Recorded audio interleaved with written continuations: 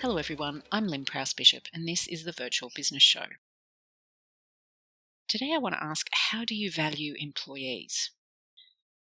I read an article by Shannon of Shannon Bookkeeping and Accounting, and even though I don't employ people, I found it interesting because for me, some of the things that Shannon said really reinforced what VAs have been saying for decades and helped clarify the value a VA could bring to your business.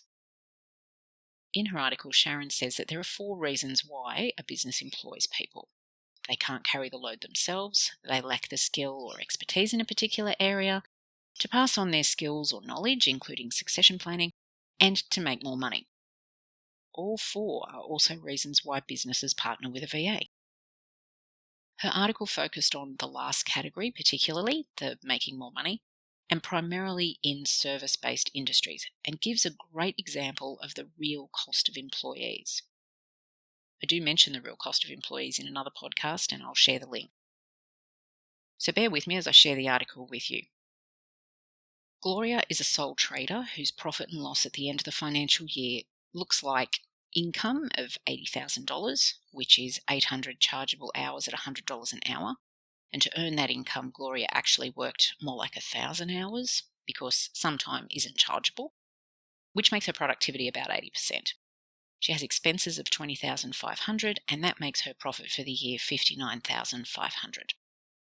Gloria decides to hire a junior, thinking that they'll be cheaper than a more experienced employee. So junior is hired at a rate of $25 an hour. Gloria figures junior will probably take twice as long to do anything, as they should, to be fair, so their charge-out rate will be $50 an hour. That's double what Gloria is paying them, so she thinks this is a pretty good deal.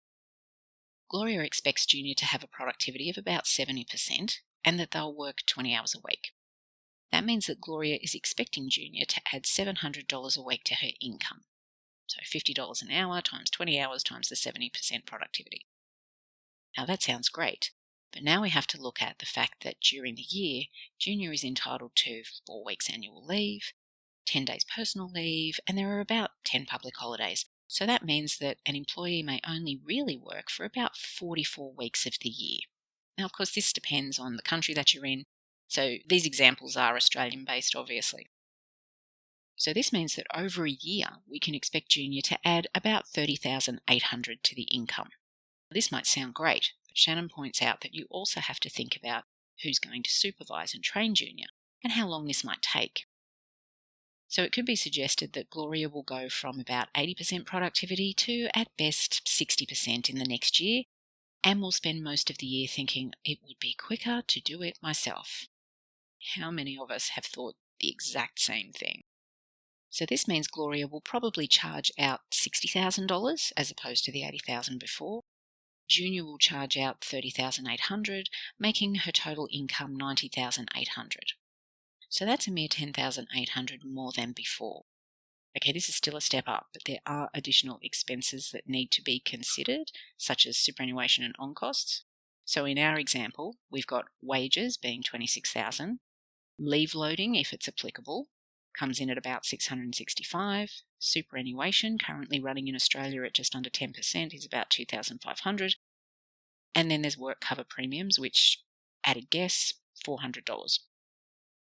So if having junior added $10,800 to the income, but also added almost $30,000 to the expenses, having junior has actually cost Gloria about $20,000. That's also not including the other things that a new employee might need, like a new computer, workspace, rent on that workspace, more internet bandwidth, phone, stationery costs, all these hidden on-costs. The real cost to Gloria is almost $34 an hour actually worked, but she thought she was paying $25 an hour. Shannon goes on to conclude, and I'm quoting, "I am not suggesting your employees are not valuable. In fact, by doing the above process, you may realize just how valuable they are. The point is you need to be well informed about what your employees are costing you and what they are saving or making you, so that you can get the most out of your business." A comment VAs hear all the time is that we are too expensive. VAs often charge out at rates higher than $25 an hour, depending on their skill set and their experience. As business owners, they set their own hourly rate. Some will charge on a project basis. However, none of the on-costs mentioned by Shannon in her article apply to working with a VA who's an independent contractor, not an employee of your business. And so you immediately save the $30,000 expenses quoted in the article if you were paying the VA that same quoted rate. More if you're paying a higher hourly rate, as your superannuation, leave loading and work cover for your employees goes up exponentially. Add to that the fact that there is no need for provision of equipment, office space and associated running costs, training or supervision, and you've knocked a considerable portion off the hidden costs mentioned in the article. In addition, a VA's productivity is 100% on your project because they only charge you for time spent on your task, not the 70% junior has. There are no holidays, no sick days, and no lost time or productivity on taking cigarette breaks or chatting with other office staff. A VA who is charging you an hourly rate will generally clock in and out and charge just for time spent doing your project, or as I mentioned, if they charge a project rate, you know what you're up for up front. So let's look at those 4 reasons why a business employs people again. You can't carry the load yourself. Well, in this case, a VA can certainly help take some of the non-core tasks off your shoulders, allowing you to focus on what you do best. Lacking skills or expertise in a particular area? You can certainly partner with a VA who has just those skills or expertise that you lack.